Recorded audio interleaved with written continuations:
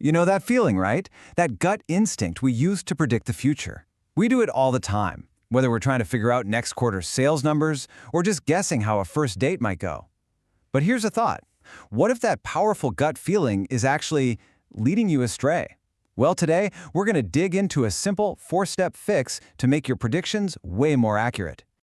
Okay, so picture this. You're interviewing someone, and they just knock it out of the park. Their presentation was amazing, their references are glowing, your gut is practically screaming, this is the one. They're going to be a total superstar. Come on, we've all been there, right? We make this super confident bet based on nothing more than our intuition. But here's the hard truth. These intuitive predictions, the ones that feel so incredibly right, are systematically biased. We have this tendency to make forecasts that are way too extreme, and then we put far too much faith in them. And that's exactly why we need a system to check our gut. So, first things first, we've got to understand why this even happens. Why are our most confident predictions, our strongest gut feelings, so often just wrong? It really all comes down to a fundamental flaw in how our brains are wired. So how does this whole thing work? Well, our brain plays this really clever trick on us. It takes a hard question about the future, and without you even noticing, it swaps it out for a much, much easier one. Let me show you exactly what I mean. All right, here's a classic example from all the research. Let's meet Julie. Now, the only thing you know about her is that she was reading fluently when she was just 4 years old, okay?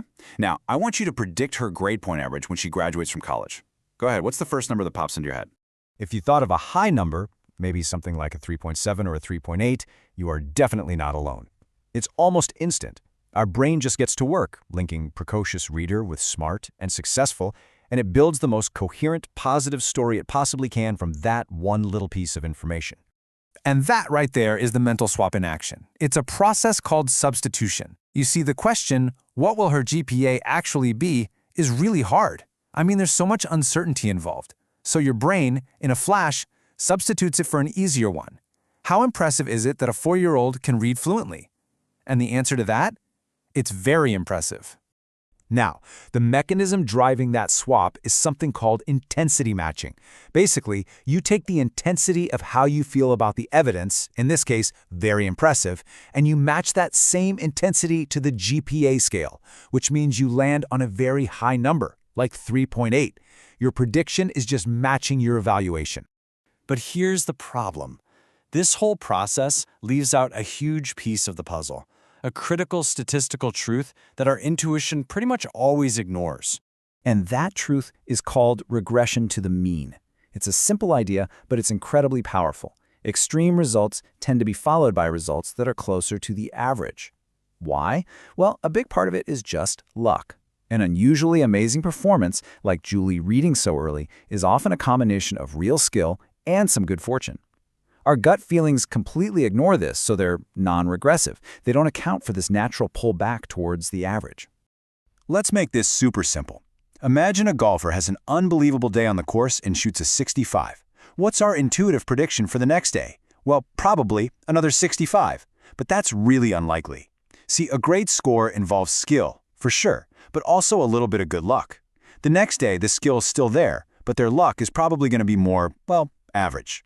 So their score will likely regress or move closer to their actual average, say a 70. Okay, so if our intuition is biased to be way too extreme, how in the world do we fix it? Well, thankfully, there's a simple 4-step method to ground our predictions back in reality. Here it is, the whole method in 4 easy steps. First, you start with the baseline, the average. Second, you figure out what your gut prediction is.